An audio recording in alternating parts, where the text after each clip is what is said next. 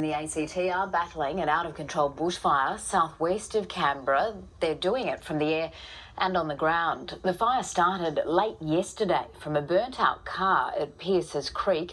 It's currently listed as a watch and act. Our reporter Stephanie Dalzell joins me from there now. Stephanie, what's the latest with this fire and how far is it away from homes? Well, Kirsten, the fire continues to burn towards the southern suburbs of Canberra. At this stage, firefighters are managing to hold it about 8 kilometres away from homes, but they are struggling to get it under control now. The fire is now 134 hectares in size, but it is still moving erratically. And authorities say in some parts it's burning as high as treetops. Now, it is very windy out here, as you can probably see. It's also incredibly hot and dry, and those factors combined mean it's incredibly hard for firefighters to bring it under control. Now, the ABC spoke to residents a short time ago who are preparing their house in case the fire comes any closer. Here's a bit of what they had to say. She's taking extra precaution to do everything that she can to just protect the house, I guess. Has she seen this before? Yes, her house burnt down in the Chapman fires a while ago.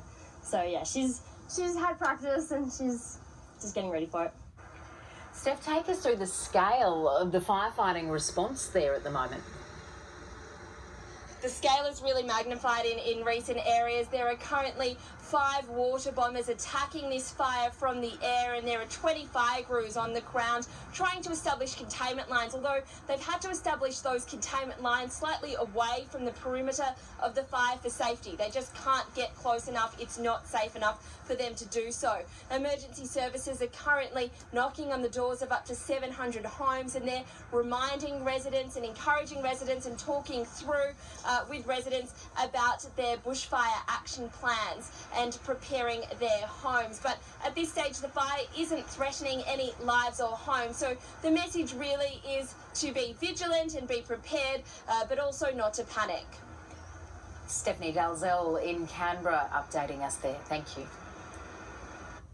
In a landmark decision, the husband of a woman who killed herself 4 years ago has been sentenced to 10 years in prison for aiding and counselling her suicide. Ellie Simpson reports.